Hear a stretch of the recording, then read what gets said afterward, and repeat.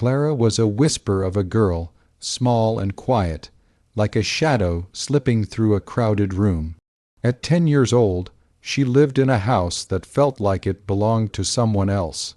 A grand, creaky place with high ceilings and dusty corners. Its walls were draped in ivy, and its windows rattled with every gust of wind. Clara's world was small, bounded by her shyness. She'd watch other children laugh and play from her window, her heart aching to join them, but her voice stayed locked inside. Have you ever felt like you're on the outside, looking in? Clara knew that feeling well. The house came with a garden, but not the kind you'd expect. It was wild, neglected, a tangle of thorny bushes and wildflowers that danced in the rain. Clara loved to stare at it, imagining it held secrets, stories no one else could hear. The garden felt like her, in a way beautiful, but hidden, waiting for someone to notice. She'd press her nose to the glass, fogging it with her breath, and dream of running through its paths. But the world outside her window stayed just out of reach. One rainy afternoon, when the sky was heavy with gray clouds, Clara felt restless. The house seemed to hum with a strange energy, as if it was whispering to her. She set down her book, a worn copy of fairy tales, and let her curiosity lead her. The rain tapped a rhythm on the roof, like a song calling her to explore. What would you do on a day like that, when the world feels alive with possibility? For Clara, it was the start of something magical. Clara's footsteps echoed as she climbed to the attic, a place she'd only peeked into before. The air was thick with dust, and the rain's rhythm felt far away. She moved carefully, her candle casting wobbly shadows on the walls. Old trunks and forgotten furniture loomed like silent giants. Then she saw it. A small wooden box, its lid carved with roses and vines, tucked under a pile of moth-eaten blankets. Her fingers trembled as she lifted the lid.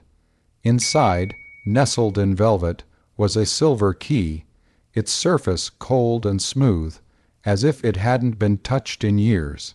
Clara held it up, the candlelight glinting off its edges. What could it open? A door? A secret? Her heart thumped with a mix of fear and excitement. The attic seemed to hold its breath, as if the house itself was watching. Have you ever found something that felt like it was waiting just for you? Clara clutched the key and headed downstairs, determined to uncover its purpose. Clara wandered the house, the key heavy in her pocket. She noticed things she'd missed before tiny arrows scratched into the woodwork. A loose floorboard pointing toward the garden. The house was guiding her, like a puzzle waiting to be solved. Outside, the rain soaked her coat, but she didn't care. She pushed through the garden's thorny bushes, their wet leaves brushing her cheeks. At the far edge, hidden behind a curtain of vines, was a door. Old, wooden, its paint peeling like forgotten memories. Her breath caught. The key's shape matched the rusty lock perfectly. Would you dare turn it, knowing it might change everything? Clara's hand shook, but she slid the key in. The lock clicked, and the door groaned open, revealing a misty path lined with gnarled trees. It felt like stepping into a story. Clara took a deep breath and walked forward, the key warm in her hand. The path twisted through the mist, leading Clara to a garden that took her breath away. It wasn't like the wild, tangled one outside her house. This garden shimmered as if painted with light. Flowers bloomed in colors she'd never seen. Roses that glowed like fire, daisies that sparkled like stars. Fireflies floated, their golden light weaving patterns in the air. Time seemed to pause, the rain's chill replaced by a warm, honeyed breeze. Clara felt something new, peace, like a hug from someone she'd always known. She wandered deeper, her footsteps soft on mossy paths. A stream babbled, its water catching the fireflies' glow. Every flower, every leaf, seemed to hum with life. Have you ever stepped into a place that felt like it was waiting for you? Clara smiled, her shyness forgotten, as the garden wrapped her in its magic. Then Clara saw him, an old man with a face like weathered bark, tending roses with gentle hands. His hat was patched, his eyes twinkled like the fireflies. "Welcome, Clara," he said, his voice soft as a lullaby. "I'm Mr. Thorne, keeper of this garden."